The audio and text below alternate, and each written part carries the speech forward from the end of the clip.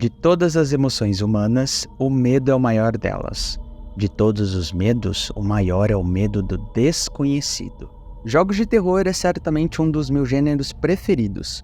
Sempre acreditei que o papel mais ativo como jogador deixa a sensação de medo muito mais à flor da pele em comparação às outras mídias. E se vamos falar sobre esse gênero, como jogos conseguiram estruturar um game design voltado a provocar o medo, não tem como não falarmos também de uma das minhas franquias preferidas, Resident Evil. Eu sou Gabriel e esse é o Praise the Game. Antes de tudo, precisamos entender que o gênero terror ocorre por meio de temática, e não por meio de um sistema. Não existem mecânicas que determinam um jogo de terror. Existem mecânicas popularizadas por um design voltado a esse gênero. E é justamente por isso que quando falamos desse gênero nos jogos, não tem como não pensarmos no survival horror, o terror de sobrevivência. Foi Alone in the Dark, de 1992, que lançou a ideia de uma gameplay em que o jogador soluciona puzzles enquanto enfrenta ameaças que podem matá-lo, mesclando jogos adventure com os do gênero ação. Mas foi com Resident Evil, criado por Shinji Mikami em 1996, e mais tarde com o remake de 2002, que o design do survival horror foi consolidado e alcançou o grande público, se tornando a referência que é hoje. Um projeto inspirado diretamente por Sweet Home, também um jogo de terror lançado para o Nintendinho em 1989. O medo do desconhecido é apontado por alguns pesquisadores da área da psicologia como o nosso medo primordial. Em termos de game design, podemos relacionar essa questão ao privilégio à informação. Provocar medo é criar tensão. É quando o jogador sente que algo pode acontecer, mas ele não sabe o que, quando ou onde. As informações disponíveis não são o suficiente para ele conseguir prever o que ele vai enfrentar e estar sempre preparado. Nesse gênero, é essencial que o jogador esteja numa posição vulnerável e sem controle da situação, tentando adivinhar o que vem a seguir. O escritor e crítico de jogos Joshua Byers estabeleceu os princípios de gameplay de um survival horror em que o objetivo visa uma dinâmica entre criar e aliviar a tensão. E baseado neles, podemos considerar que Resident Evil cria sua tensão pelos seguintes pilares: modelo de câmera, level design, design de inimigo, gerenciamento de recursos e a subversão da fantasia de poder. Uma observação antes de continuar. Para esse vídeo eu vou abordar mais o remake do que o original, mas quando necessário eu vou falar de ambos como uma forma ali de complemento. O motivo é que, ao contrário dos remakes seguintes, o remake do original não tem a proposta de ser uma reimaginação, e sim uma versão definitiva. Ele mantém muito da essência do original com melhorias que só estão ali para enriquecer a experiência. De acordo com Mikami, a câmera fixa acabou sendo implementada no jogo por causa de limitações de hardware da época. Ironicamente, o resultado só realçou o efeito de tensão. Estabelecer ângulos específicos não só colabora para delimitar o que o jogador pode ver, como também direcionar o seu olhar. O remake aperfeiçoou esse esquema. Perceba que ao entrar nesse corredor, a posição da câmera nos impede de enxergar completamente o espaço à frente, criando pontos cegos.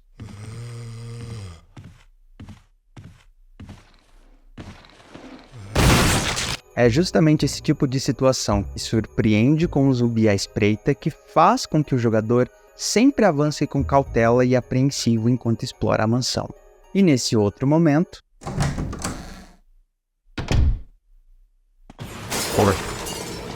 o enquadramento permite que o evento do cachorro quebrando a janela apareça em primeiro plano. Uma câmera livre em que o jogador tivesse controle poderia não garantir esse enquadramento perfeito e minimizar o efeito. Em contrapartida, esse modelo deixou a movimentação truncada, popularizada como controles de tanque. O avatar se orienta a partir da sua própria direção, no caso para onde ele estiver olhando, em vez da orientação da câmera, o que causa confusão principalmente na mudança de tela, já que de repente ele passa a se movimentar em outra direção. Por causa dessa frustração, esse modelo acabou sendo abandonado ao longo dos jogos seguintes, mas ainda assim o princípio da restrição de informação prevalece. Vale a menção da transição entre as salas com a animação da porta, uma ótima solução também para um empecilho de hardware que nos faz ficar apreensivos com o que vai aparecer do outro lado. A respeito do level design, a escolha do cenário é perfeita. Nada melhor do que uma mansão para se contar uma história de terror. E uma das grandes melhorias no level do remake vem da direção de arte, trazendo principalmente uma iluminação mais elaborada. Dessa vez, os ambientes têm focos de luzes e sombras. As luzes de velas, lamparinas, fogueiras e da lua ajudam a criar um ar fantasmagórico que nos faz sempre desconfiar das sombras. E o design de som não fica atrás. Além disso, o planejamento ao estabelecer a ordem dos desafios e pontos de alívio é de extrema importância. Se o jogo te colocasse para enfrentar zumbis a cada nova sala, você logo se acostumaria com essa ameaça e não se sentiria mais apreensivo na sua presença. A ideia é que cada novo encontro com o inimigo, o jogador pense se ele é capaz de enfrentá-lo ou se é melhor fugir. Sendo assim, o level de forma geral se divide em até 3 principais desafios: exploração ao ter que encontrar itens, solucionar puzzles e combates. Por sinal, recomendo meu vídeo sobre desafios nos jogos, vai estar aqui no card acima. Depois que o jogador é apresentado ao primeiro zumbi e portanto ao combate, ele vai voltar ao saguão principal e dali ele pode seguir em diferentes direções dentro da mansão. Ele pode seguir para a porta direita, em que ele vai conseguir um novo item, a adaga, e ser obrigado a enfrentar um zumbi, e vai também entender a ação de empurrar. Se ele subir as escadas, ele pode seguir pela primeira porta e sair para um cemitério. A princípio não vai ter nada aqui a não ser um caminho bloqueado que vai exigir um item para poder continuar. Ainda no andar de cima, o jogador pode avançar pela porta da esquerda e sair no andar superior à sala de jantar. Nesse mesmo local tem um zumbi rondando e um simples desafio de raciocínio lógico para se fazer enquanto o inimigo te ameaça: empurrar e derrubar uma estátua para o andar de baixo a fim de conseguir uma pedra, um item-chave que está preso a ela. E a última alternativa seria voltar à sala do primeiro encontro com o zumbi, navegar por um corredor sem ameaças e encontrar as primeiras ervas verdes, por fim se deparar com 2 inimigos no próximo corredor, mas nesse mesmo local há um item-chave que vai abrir aquele caminho bloqueado do cemitério. Perceba as diferentes sucessões e combinações de atividade. Um caminho vai ser mais tranquilo a princípio, sem ameaças, mas que não vai te levar a lugar nenhum, a não ser ao reconhecimento de um bloqueio. Em outro, você vai descobrir um item novo, mas vai ser surpreendido por um zumbi. Um terceiro vai exigir que você haja rápido ou enfrente o inimigo enquanto move e derruba a estátua. E por último, o caminho mais longo vai seguir calmo e oferecer itens de cura, mas em seguida escalar a quantidade de inimigos no corredor. Como o layout espacial é o que podemos chamar de layout em rede, o jogo permite a exploração em diferentes ordens e também o backtracking, que é retornar e passar pelos mesmos lugares repetidas vezes. É por isso que alguns cenários são renovados com novos elementos. Naquele cemitério, se antes ele era um lugar tranquilo, ao revisitá-lo você vai encontrar zumbis que saíram daquelas tumbas. Já aquela passagem que o jogador pega as primeiras ervas vai se encher de corvos prontos para te atacar na próxima vez. Além disso, a não linearidade reforça o aspecto de sobrevivência, o survival horror. Algumas rotas vão se mostrar mais perigosas, então reconhecer esses lugares e procurar alternativas, ou pelo menos visitar outros lugares antes para conseguir mais recursos, faz toda a diferença. Esse complexo de variáveis colabora para diferentes combinações no level design, e não para por aí.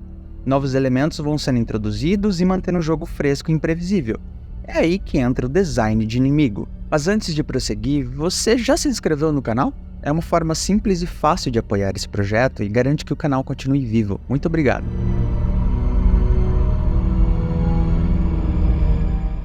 Quando falamos de inimigos no gênero terror, podemos considerar que eles servem a um propósito e cada um desafia o jogador de uma maneira diferente. Joshua Byers divide os inimigos em 4 níveis. Em Resident Evil, no nível 1 temos os inimigos mais básicos e comuns, os zumbis. Eles se mostram um desafio à altura das nossas armas iniciais, mas logo são derrotados facilmente com um novo armamento. É por isso que a quantidade é escalada e passamos a encontrar grupos deles. No nível 2 temos os inimigos intermediários. Eles causam mais dano, mas também têm ataques diferenciados, como veneno ou golpes mortais. É aqui que se encontram os Hunters, as aranhas e as quimeras. E no remake temos a adição dos Crimson Heads, zumbis mais rápidos e fortes. Esses inimigos exigem armas mais poderosas, por isso é muito comum que nos primeiros encontros seja mais aconselhado fugir do que enfrentá-los. No terceiro nível se encontram os inimigos suportes e especialistas. Os cachorros, os corvos, as vespas, raízes de plantas e os tubarões menores. Alguns deles vão causar menos dano do que os próprios zumbis, mas conseguem incomodar bastante, especialmente servindo de suporte para inimigos de outros níveis. A ideia é justamente eles terem habilidades que compensem a falta de dano. Então os cachorros são bem rápidos, os corvos são difíceis de mirar, as vespas envenenam e os tubarões menores podem dar um ataque mortal, mas ao mesmo tempo morrem sem muito esforço ou são fáceis de desviar. E por último, no quarto nível, encontramos os chefes: a cobra Yawn, a Plant 42, a aranha Black Tiger, o tubarão Neptune e o Tyrant. Com mais vida e mais dano, esses inimigos servem para estabelecer um grande desafio, em que você vai usar os seus melhores recursos, como também para o propósito de progressão. Em Resident Evil, a cada chefe derrotado, você avança a trama e conhece um novo cenário. Mas alguns também oferecem uma luta diferenciada, como a Plant 42, em que precisamos criar um veneno para derrotá-la. No remake, temos a adição da Lisa Trevor, que também traz uma carga dramática, narrativa, já que ela era filha do arquiteto da mansão e foi uma vítima trágica da Umbrella. Com exceção dos chefes, que são obrigatórios para avançar com a campanha, é inerente ao gênero terror o peso a ser dado a cada confronto com os inimigos. O jogador precisa considerar se ele vai entrar em combate ou fugir para a próxima área. No jogo, a maioria dos locais são pequenos e estreitos, e ainda temos uma câmera que restringe o campo de visão. Esses fatores colocam o jogador em desvantagem em muitas situações. Por outro lado, é por isso que o jogo permite que você desbloqueie caminhos alternativos ao longo da exploração. Assim, o jogador pode definir rotas mais seguras, ainda que talvez levem mais tempo. Inclusive, existe uma porta que o jogador pode transitar até 3 vezes antes dela ficar inativa, porque a maçaneta se quebra. Fica claro que a ideia é nunca deixar o jogador se sentir no controle da situação, mas o progresso é inevitável e as novas armas que o jogador encontra o colocam numa posição mais confortável. É aí que o remake conseguiu trazer uma das melhores ideias de design do gênero, os Crimson Heads. Quando o jogador mata um zumbi, o corpo vai permanecer no chão se o jogador não conseguiu explodir sua cabeça com a arma. Mais tarde, esses zumbis vão tornar a vida, mas dessa vez transformados em Crimson Heads, uma versão mais forte e rápida, portanto um desafio maior. Mas explodir a cabeça dos zumbis não é uma tarefa fácil. É por isso que o jogo também introduziu a mecânica de queimar os corpos. Para isso, o jogador precisa ocupar o seu já limitado inventário com um galão de gasolina e um isqueiro. Por causa disso, a consideração de entrar em combate fica ainda mais complexa. O jogador até pode começar a se sentir confortável a enfrentar um zumbi, mas como consequência, ele arrisca trazer o inimigo mais desafiador no lugar. E se ele decidir por queimar o corpo, então o desafio se volta para o gerenciamento de recursos. Um jogo survival horror se diferencia de um jogo de ação tradicional, principalmente por causa dos recursos limitados. Em Resident Evil, você pode carregar poucos itens no inventário, e ainda o espaço é dividido entre armas, munição, itens de cura, itens secundários e itens chaves. Os recursos como munição e vida são finitos e são distribuídos em locais específicos pelo level design. Armas mais fracas, como a pistola, vão ter mais munições, assim como você vai encontrar mais ervas verdes, que é o item que recupera menos vida. Carregar só a pistola porque ela vai ter mais balas não vai se considerar uma boa estratégia, porque ela não está à altura dos inimigos intermediários ou chefes. Assim como carregar só as armas mais poderosas, como uma espingarda ou a Grenade Launcher, vai ser um desperdício ao enfrentar inimigos básicos como zumbis. Menos eficiente ainda é trazer várias armas, porque o inventário vai ficar cheio, sem espaço para itens-chave ou mesmo de cura. Um jogador que tentar se precaver carregando tudo que tiver para se proteger, logo vai ter trabalho dobrado ou triplicado voltando ao baú para reorganizar os espaços do inventário progredir no jogo. E se ele se arriscar a se engajar em todo o combate, é bem provável que ele fique sem munição. É para esses casos que existe a faca, mas confiar nela não é para qualquer um. A novidade no remake é que existem os itens defensivos. Quando o jogador é agarrado por certos inimigos, especialmente zumbis, ele pode usar um contra-ataque e evitar aquele dano. Para isso, ele precisa deixar equipado uma adaga ou uma arma exclusiva de cada personagem. O taser se estiver jogando com a Jill, ou uma granada se estiver jogando com o Chris. De qualquer modo, cada um deles só funciona uma única vez. Essa mecânica traz uma nova profundidade para lidar com esses inimigos de uma forma mais segura e sem gastar balas, como também um último recurso caso seja surpreendido por aquele zumbi numa troca de tela. Toda essa limitação colabora para subverter a fantasia de poder. Quando o jogo permite fazer melhorias, seja para aumentar o poder de ataque ou defesa, oferece diversas opções de armas e habilidades e recursos em abundância que geralmente são reabastecidos como recompensas de combate ao derrotar hordas e hordas de inimigos, ele está promovendo o jogador a uma posição de poder. Alguns chamam até de exército de um homem só.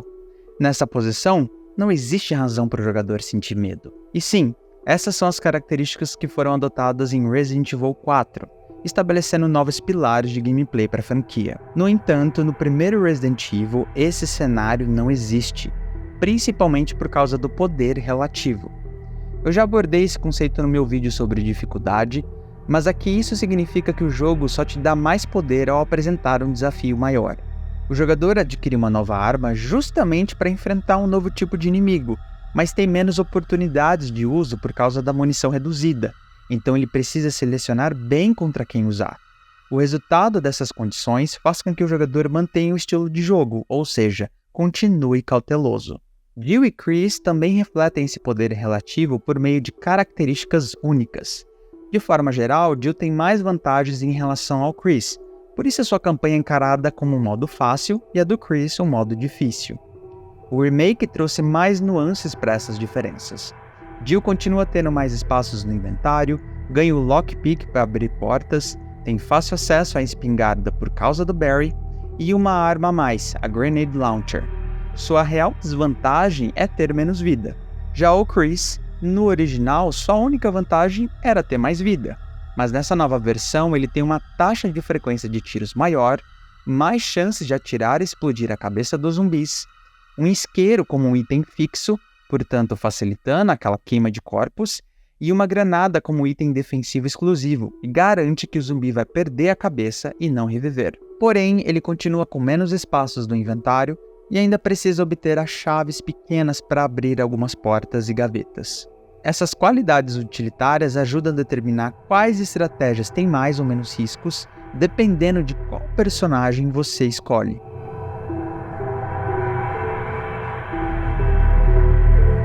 Ao conseguirmos aumentar a tensão, agora precisamos também considerar como aliviá-la.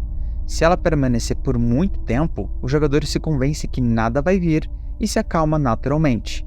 Por outro lado, se é apresentado um padrão, o efeito se esgota e o jogador se acostuma. Resident Evil consegue fazer isso por 3 principais meios: a sala de salvamento, puzzles e gatilhos de eventos. A sala de salvamento é o refúgio do jogador.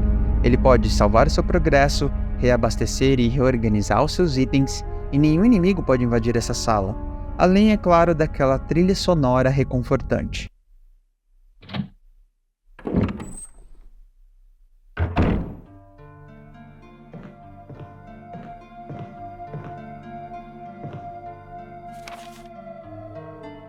A ideia é perfeita, porque esse alívio permite não só uma reorganização psicológica, mas também em termos de mecânica ao permitir que o jogador se recupere repondo seus recursos.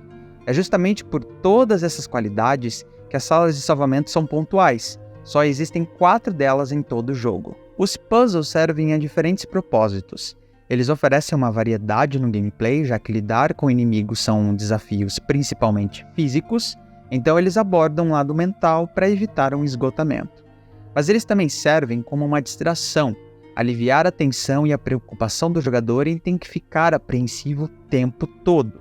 Nesses momentos, você pode focar na resolução de um problema puramente lógico. O grande problema aqui é quando um puzzle é complexo demais. Em vez de ser uma distração temporária, o jogador passa a se sentir irritado e frustrado porque não consegue avançar. Isso não significa que o puzzle precisa ser fácil e óbvio, mas um jogo de terror tem objetivos mais interessantes do que propor um grande desafio lógico. Em Resident Evil existe o puzzle dos quadros que precisam ser acionados em uma ordem específica. No original, era necessário entender que a sequência era baseada nas pistas sobre idade que cada quadro sugeria. No remake, a questão da idade foi substituída por um padrão de cores, deixando a solução mais clara. Essa mudança foi uma tentativa de facilitar o puzzle, porque o feedback que o Mikami recebeu é que os jogadores ficavam empacados nesse trecho. Gatilhos de eventos é qualquer evento condicional que vai ativar depois de uma determinada interação. As cutscenes são um perfeito exemplo disso. A icônica frase "Jill Sandwich" acontece depois da Jill ficar presa em uma armadilha e ser salva pelo Barry. Mas isso só acontece se o jogador seguir uma rota específica. Esses encontros tiram o foco da atenção por um momento. Por outro lado, também existem o que podemos chamar de alívio negativo da tensão, que é quando algumas pessoas geralmente soltam um grito. No gênero terror, isso se traduz por meio dos jump scares. Resident Evil provavelmente foi o primeiro jogo a trazer com tanta eficiência esse conceito. O que o jogo faz muito bem é que não é o susto pelo susto. O evento não acontece e o jogador então pode recuperar o seu fôlego. Pelo contrário, o evento acontece e você precisa reagir a ele. Na famosa cena dos cachorros pulando a janela, o jogador tem a agência. Ele precisa se decidir se vai lutar ou fugir. No entanto, todos sabemos os problemas dos jump scare.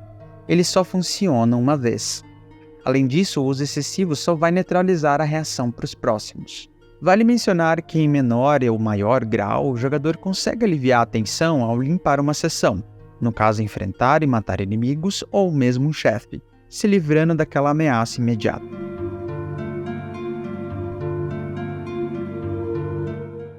Apesar de toda a estrutura consistente e eficiente apresentada por Resident Evil, o gênero terror sofre de dois principais problemas. O primeiro diz respeito ao próprio design. Ao contrário de um filme ou mesmo qualquer outra mídia, jogos oferecem campanhas longas, horas e mais horas antes de chegar à sua conclusão. A consequência disso é que no terceiro ato, ou mesmo antes, o jogo perde a sua capacidade de criar tensão. Em Resident Evil, já no laboratório, o jogador dificilmente ainda está sentindo medo. Agora bem armado e muito consciente do sistema e das possíveis estratégias, ele avança bastante confiante. É por isso que esses trechos são mais apressados e geralmente voltados a muitos combates.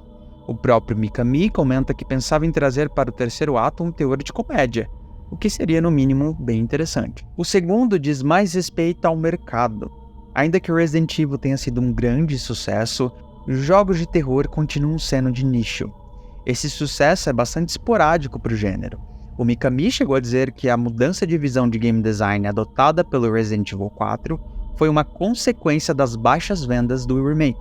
É claro, há outros fatores a serem considerados, como o próprio lançamento exclusivo para o GameCube, um console que vendeu pouco. Inclusive, a versão remasterizada do remake se saiu melhor, e isso colaborou para a Capcom apostar em Resident Evil 7. Mas a grande verdade é que as pessoas, no geral, não gostam de sentir medo, de serem assustadas.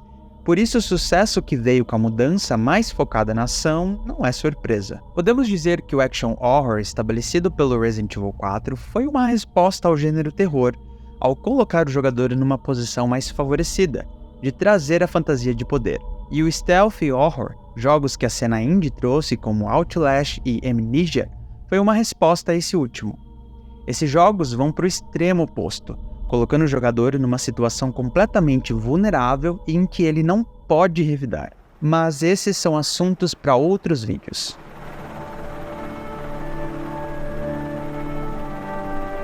Se você assistiu até aqui, eu deixo o meu muito obrigado. Eu espero que você tenha gostado, e se for o caso, seria uma gentileza da sua parte deixar o seu gostei e se inscrever no canal se ainda não fez. Um abraço e até a próxima.